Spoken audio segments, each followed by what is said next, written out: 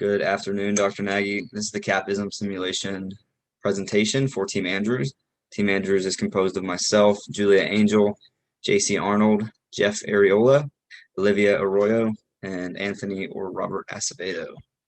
Just to give you a brief description of our original plan, we decided to go with a broad differentiator strategy. The way we're going to do this is to just provide the best products throughout the industry. We were trying to maintain very high standards and really stick to the specifications that the customers required and exceed those in some portions of the market. Towards the end, we had to kind of back off of that because we were losing so much money that we couldn't keep our heads up. So we decided to drop a couple products, which you'll see throughout the analysis. So moving into the strategic analysis for round one, right off the bat under the financial system or in the financial portion of the balance scorecard, you can see that we had 0 points for profit. We weren't profitable. We had our sales projection was way off from what our sales actually were. And this caused us to, moving into the internal business processes, this caused us to have an awful contribution margin because we made way more products than we sold, and also led to inventory carrying costs maxing out. These inventory carrying costs actually caused us to get an emergency loan, a pretty substantial emergency loan first round, which set us back quite a bit from our competitors. Moving to the customer portion, customer awareness and customer accessibility is our biggest downfall here. We believe that the reason we lost so many points on that is because we put so much money into automation. We were trying to automate a couple of our products very quickly so that we would become more efficient, but where we cut money back was in the marketing portion of our expenses. And so due to us cutting money back in the marketing, we did not make as many sales as we wish we had, which in turn led to us having an inventory carrying cost that was extremely high and taking out an emergency loan. Here's the decisions for round one. For performance and size for all of the products, we decided to go with the specifications on this one. Price, we were trying to match roughly what the rest of the people were doing. We were not trying to undercut ourselves, but we also were trying to overcut. Biggest thing, you can see the automation for the next round is 6.0 and a 5.0 for Able and Acre. We were really trying to just gain a substantial foothold in that market by creating a internal business process that could just outbeat our competitors. However, to do that, you need sales, and although we did take out an emergency loan for this, it didn't shoot us in the foot too bad because we were able to use that automation throughout the rest of the simulation, and Acre became one of the lead sellers in Acre for I would say the majority of the rounds. Julia's gonna go ahead and cover rounds 2 and 3. In round 2, our stock price fell quite a bit. In round 1, it was $18.56. In round 2, it fell to $3.80. Also, our stock out cost increased this round. We increased our promo budgets and our sales budgets on Able, Atom, Aft, and Agape, and this helped out in both the customer awareness and the customer accessibility this round. We decided to increase our performance on Atom, Aft, and Agape, and we lowered our size on Atom and Agape. We increased our price on Able, and we lowered our price on Acre in hopes of selling a little bit more this round. We also took out short-term debt and bond issue, so we didn't get into the same situation having to take out an emergency loan.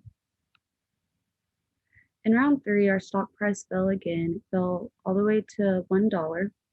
Our stock out cost also increased this round. Our customer awareness and our customer accessibility both increased this round because we increased all of our promo budgets and our sales budgets on all 5 products. Our employee productivity also increased this round since we put more money into recruiting spending and training hours. We increased our performance on Able, Apt, and Agape, and we lowered our size on Able, Apt, and Agape. We decided to raise our price on all 5 products in hopes of getting a little bit more revenue in. We also retired some of that bond stock that we took out last round.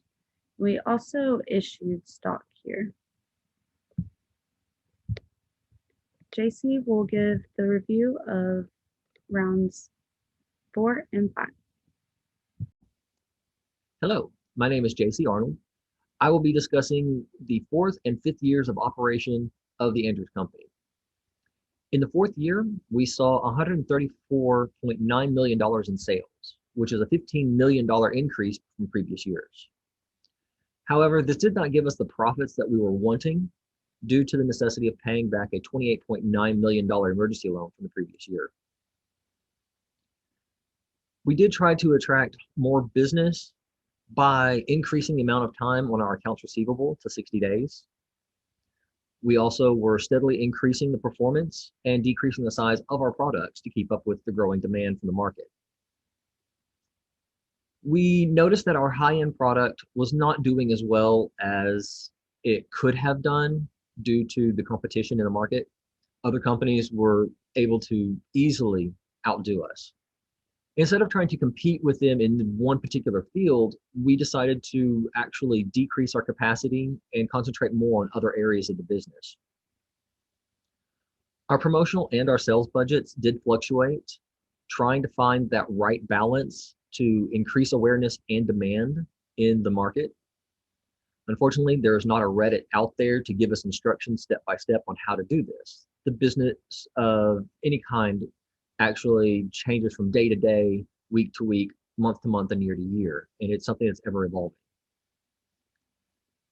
In our 5th year, we only saw sales of $116.7 million, which was an $18 million decrease from the previous year.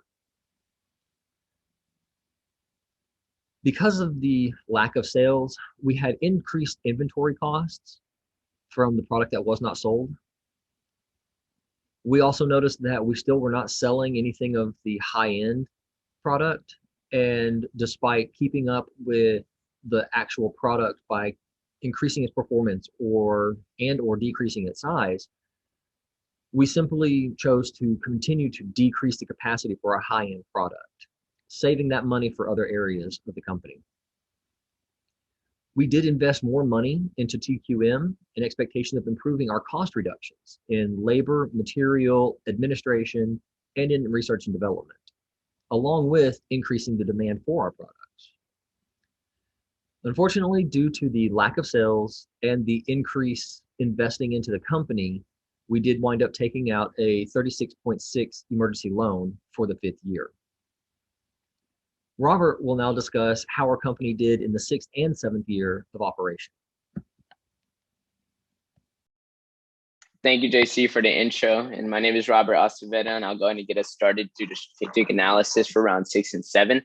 So for the financial side of round 6, we really didn't see any improvements considering the emergency loan that we had to take out in round 5.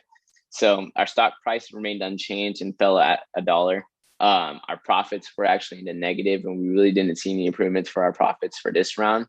And then also our leverage, we also had no leverage, which did not help us in this round whatsoever, considering that we did have the lowest market share in this round. Now, in internal business section, our contribution margin slightly increased, but it was not at a perfect level since we didn't have to produce as much products. And we also eliminated 2 of our products this round. So this made us not overproduce what we needed to sell. So we're actually able to sell more products and focus on the sales of just 3. So selling more products than actually being produced actually helped our margins a lot on this round. Plant utilization this round also decreased significantly since we did get rid of automation for 2 of our products and also did not produce any of the products that we also cut to as well. So we're really just focusing on the low-end segment, traditional segment, and also performance segment. Since we did sell out of our 3 products that we did produce, this also made our stock out cost to go at 0. But on the bright side, it did also cut our inventory carrying costs to near a perfect score since we didn't clear out our inventory and sell all the products that we did produce. Now, our customer buying criteria and also our customer awareness was something to highlight this round, considering that our traditional segment also performed probably one of the top performers in this round. Now, our learning and growth section, we really didn't make any too many changes to that. Learning and growth has always been pretty consistent because we put the equal amount of TQM and also for HR. So for the next slide, we did incur a $10 million debt, so that way we can relieve some of the emergency loan that we had out there. So that we can also attribute that to any long-term debt that we also did have too as well. But it was really important for us to take out the short-term debt to get us out of the emergency loan, build capital, so that way we could produce more in the later rounds too as well. And one of our biggest takeaways this round was that despite selling less of our products than the previous round, the elimination of Atom and Agape allowed us to cut costs, our margins, and marketing budget, resulting us to be more profitable in round 6. Although our profits are not in the ideal range, it still got us out of a little bit of the weeds that we were in level 5. But I mean, round 5, sorry. But moving on to round 7. Round 7, we really didn't see that much improvements in the financial side, just a little bit for our profits, since we're actually able to kind of, get some more cash on hand to get us out of that emergency loan. Stock price was still at $1, and our leverage was not completely, ruined. Actually, our market share actually increased. We were no longer last; we were second to last. So that was a little bit of light at the end of the tunnel for us this round.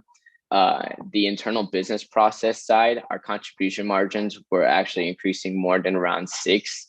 And that's just because we were producing more now that we had more capital. And we were also able to sell more products that we did have on hand.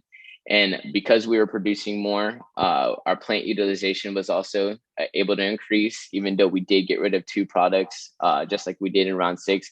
We still focus on the traditional low-end segment and also performance segment. So we're actually producing a lot more and expecting more sales. So that's what caused our plant utilization to go up. Stock out cost also remains at 0, just because we stock out in all our products since we're really focusing on driving sales. But our inventory carrying cost was at a perfect score because of our stock out. So we didn't have to hit any carrying costs accumulated this round. Our customer side of round 7 remained the same. Customer buying criteria still met ideal customer expectations, and same for our customer awareness because of how much we put into our promo budget. So we expected more sales this round because we were producing more, and we consistently kept our promo budget high so that we can receive sales. And our learning and growth path, or a section on this, was relatively the same, considering that we put the same amount of money when it comes to TQM and HR. If it's a $5 million difference, it's really not that much of a change to make any significant impact. One of the things to highlight this round on the next slide is that we did retire 108 of our stocks, considering that our stock price is being so low. And then we also have so much stocks out there too as well. But other than that, everything pretty much stayed the same as round 6, other than increasing our production to focus on sales. But I'll go ahead and hand you guys off into Olivia, so that way she can go over round 8 for you guys.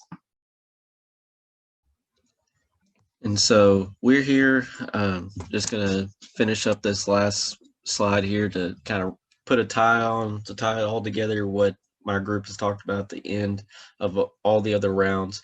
Obviously, we didn't get the results that we wanted to.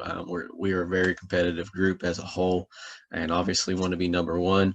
By the numbers, we didn't do that. The brightest thing that I think we'd say, we got our stock price up when it was $1 from the end, at that end part of the rounds, and our numbers, they're not the best, but what's the best thing out of that we got out of it was the lessons of how different portions of the industry interact and are able to counterbalance and change different sections of how you handle things, or decisions that you made in one department will affect the others. And I think as a whole, as a group, that we can say that between those lessons, we'll take that from when we graduate SFA, and when we go out into the real workforce, we'll really start to understand how the real life is, how, the marketing section is going to affect the, production R&D section, or, a bad forecast. Like, we've had multiple bad forecasts which led us to go astray, and you can see here in these numbers. And, those are the lessons that really matter.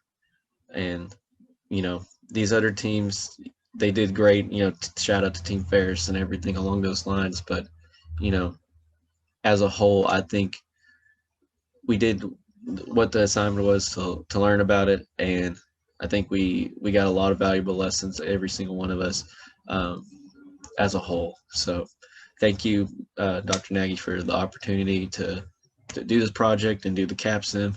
And thank you for the semester and teaching us a lot of valuable lessons. So that's all I got here. And, thank you for all the teammates as a whole, coming together, and really appreciate every single one of y'all. So, have a good rest of your summer.